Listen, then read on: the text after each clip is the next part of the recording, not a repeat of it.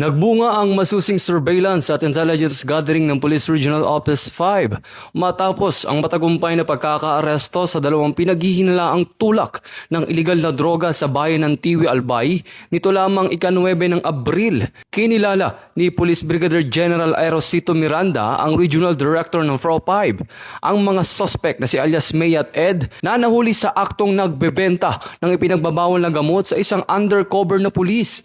Sa nasabing operasyon, nakumpiska ang humigit kumulang 200 gramo ng hinihinalang shabu na may tinatayang halaga ng 1.36 million pesos na agad dinala sa Tiwi Municipal Police Station para sa kaukulang disposisyon.